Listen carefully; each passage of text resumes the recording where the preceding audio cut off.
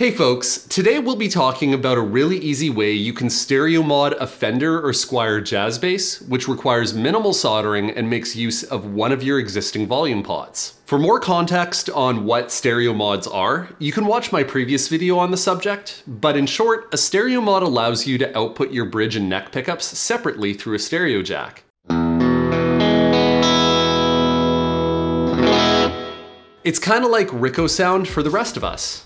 In that video, I showed off what I call the stereo switch mod. It allows you to redirect one of your pickups to a secondary output with a push-pull control or mini toggle switch.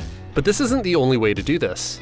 Instead, today's mod, which I'm unofficially naming the stereo dial mod, lets us send a pickup to a secondary output by rolling down its dedicated volume control. It's a much simpler solution to implement on something like a jazz bass, and best of all, this knob goes back to being a volume control when plugging in a standard mono cable.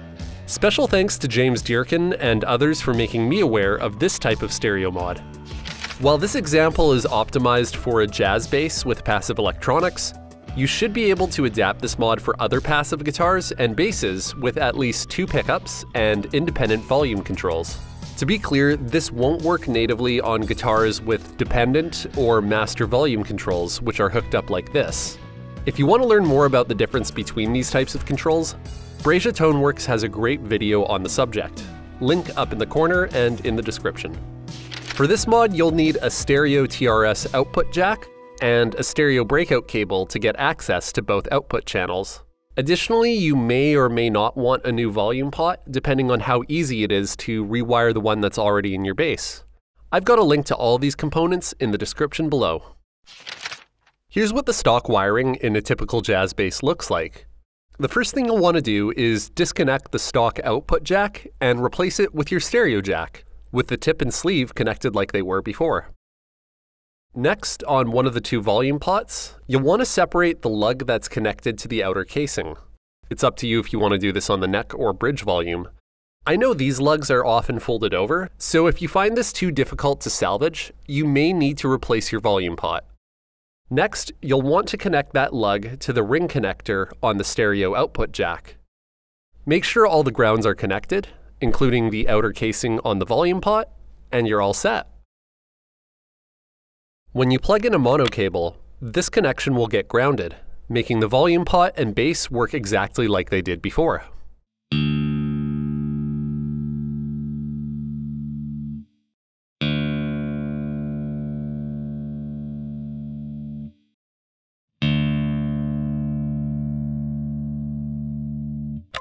However, when you plug in a stereo breakout cable, you can roll down your volume control to send the pickup towards the secondary or right output. I should note that this isn't exactly like a pan control, since the pickup gets really quiet when the volume knob is in between these positions. I don't have a passive bass to demonstrate this on, but I can plug my stereo guitar into this contraption. It's really jank. Please ignore that. Just imagine this is the volume pot of your bass's bridge pickup, and we've got a stereo breakout cable plugged in. First, let's listen to how this affects the sound of a bridge pickup by itself.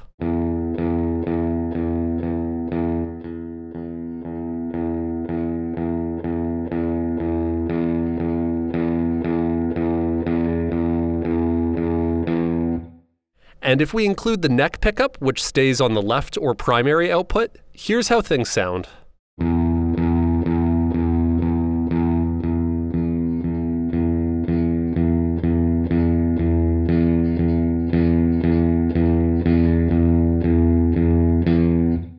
Also, if you want to hear what stereo wiring on a bass can sound like, I'll leave a link in the description to an article which has some sound samples.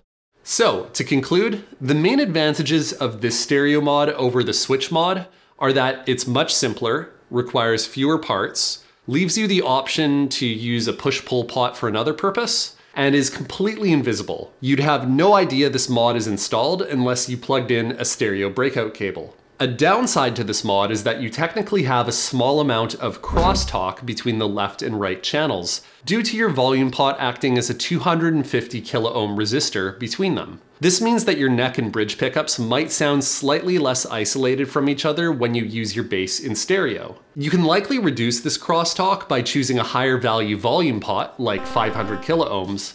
In fact, that's what I used in my demo today. Do you think this is a better stereo mod for the jazz bass? And would you consider adapting it for other guitar models? I'd love to get your thoughts in the comments below.